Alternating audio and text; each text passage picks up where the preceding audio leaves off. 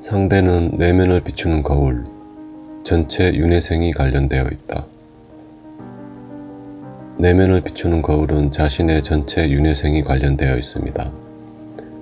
하나의 크고 작은 사건으로 잠시 오고 가는 것이 아닌 직장 동료, 친구, 사교 모임 등의 비교적 지속적 관계인 사람에게서 상대의 행위 중 마음에 들지 않은 것이 있을 수 있습니다. 습관, 세계관으로부터의 태도, 인간적 교묘, 우유부단, 결정장애, 공감결여, 책임회피, 전가, 저속한 말투 등등이겠죠. 상대에게서 저런 면이 보이고 참을 수 있을 정도이긴 하지만 같이 있고 싶지 않은 마음이 일어납니다. 저런 면이 보인다는 것을 다시 되돌려 생각해 본다면 이렇게 말할 수 있습니다. 저런 행위들을 이해하고 있다는 뜻입니다. 이해하고 있다는 것은 전생에서 자신도 저렇게 하였다는 것을 의미하지요. 왜냐하면 해보지 않고서는 그 행위를 이해할 수 없어서 행위가 의미하는 것이 무엇인지 해석하지 못하기에 그렇습니다.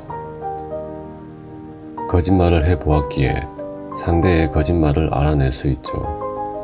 거짓말을 해보지 않았다면 상대의 말에 어떤 의욕도 품지 않습니다. 왜냐하면 거짓말이란 개념이 없기에 전적으로 수용하는 거죠. 상대방의 행위의 의미를 해석할 수 있다는 것은 그 행위를 직접 해보았다는 것을 의미합니다. 어린 아이들에게 앞서 언급한 행위들을 했을 때 대부분 무엇을 의미하는지 모르고 지나가게 됩니다. 하지만 어린아이가 성장하며 자신의 지성인 멘탈체가 자리 잡는 14세 정도만 되면 앞서 언급한 것을 알기 시작합니다. 물론 의미를 알지 못하는 것도 있을 테지요. 이런 것은 그 성장한 아이가 의미를 알지 못하는 것에 이해가 없다는 뜻입니다. 이해가 없다는 것은 자신이 과거생에서 해본 적이 없다는 것을 뜻하지요.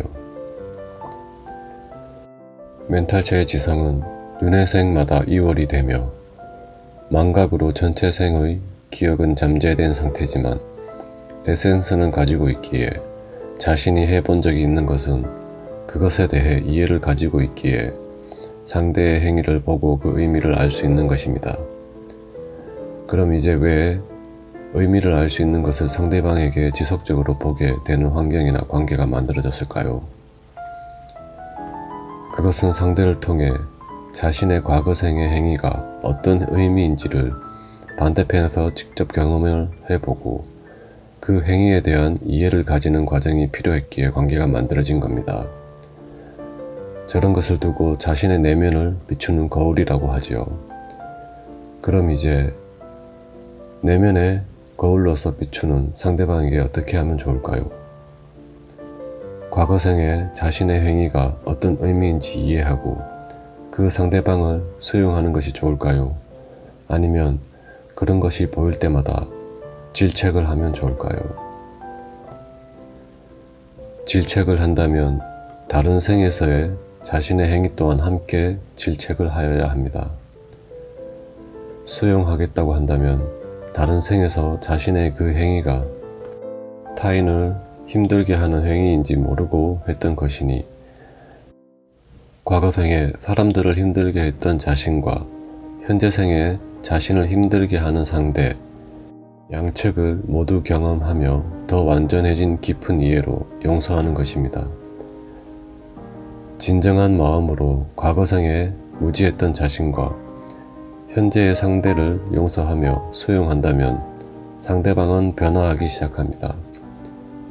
왜냐하면 자신의 다른 생의 행위에 대해 이해를 가지며 의식이 성장했으니 더 이상 불편함을 주는 관계는 필요가 없어지는 거죠.